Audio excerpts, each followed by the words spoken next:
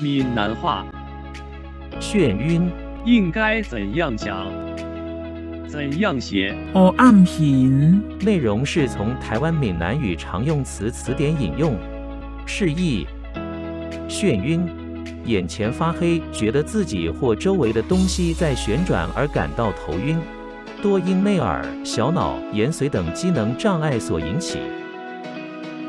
我做工课做甲黑暗形，足艰苦的。